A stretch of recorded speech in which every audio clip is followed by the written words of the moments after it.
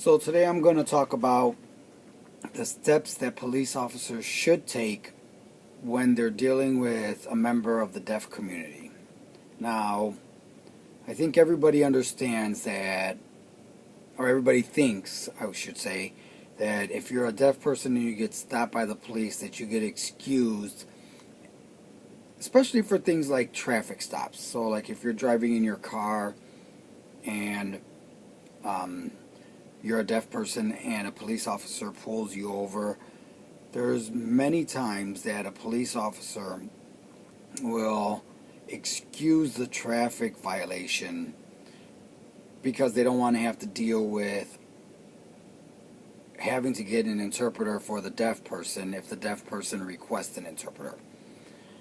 Now, here's a little book that we have that we get from the police department. We get it every year. And it clearly states on page 132 of the book, Communicating with the Deaf and Hard of Hearing. It lists all the steps that a police officer should do when they're trying to communicate with a deaf person.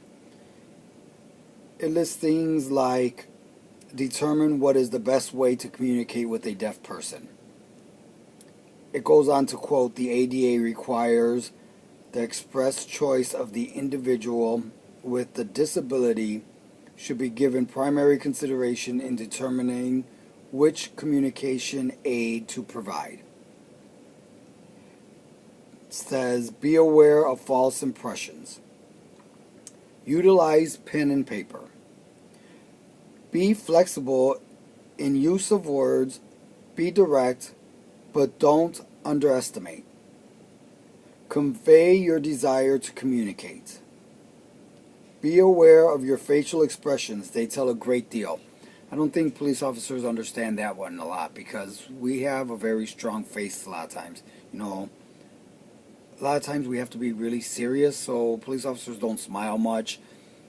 Their expressions don't change much. It's very stern, a serious expression. Double check impressions. Be sure of accuracy. Encourage repetition if necessary. Allow time for the deaf person to express himself or herself.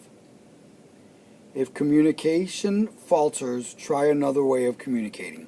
That's one that rarely ever happens. So if the old pen and paper doesn't work, then I think police officers become frustrated. We're not a very patient group sometimes, and we figure, you know what, let's excuse them. When talking to a deaf person with an interpreter present, talk directly to the deaf person.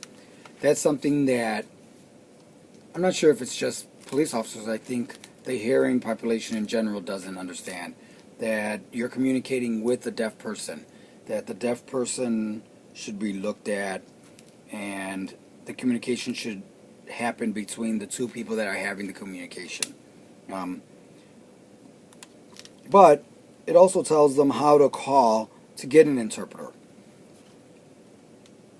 Now, an interpreter is probably only called when something seriously happens.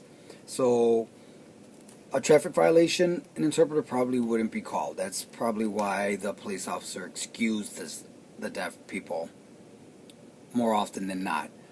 But if it's something where somebody's going to be charged and Miranda warnings are going to have to be read to a person, then an interpreter should be called, and the book clearly states how to do that.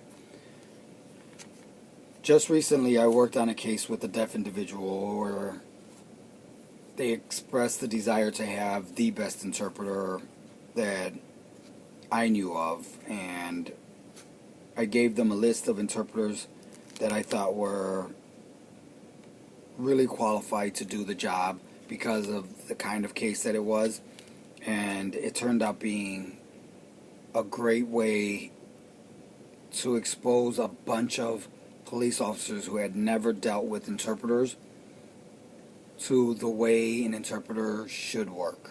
A lot of times that interaction between interpreter and police officer doesn't always happen great. There was some people who I definitely would not have called to do the job that happened, because their interaction with the police officers in the past has not been something that myself as a police officer appreciated, so I know that other police officers aren't going to appreciate. So we have our little book here. It's a great way for us to communicate, how to communicate with deaf people. And if we can't communicate with the deaf individual, it's a great way for us to be able to know how to get an interpreter to help facilitate the communication between the officer and the deaf individual. It's one of the reasons why I think it's important that we have workshops in the future for us to be able to do some legal interpreting, how to deal with police, what kind of situations would we have or come in contact with if we're an interpreter and get called to a police station. And also for training for the police officers, so that the police officers understand that when you're dealing with an interpreter or dealing with a deaf individual, there's many different things that can happen, and there's different forms of communication between the interpreter and the deaf individual. A lot of times, police officers don't understand that my one short sentence has to be expanded so that the deaf individual fully understands the meaning of what is being said to them. So I think that workshops for both police officers and interpreters in dealing with police officers would be a benefit to everybody that's involved.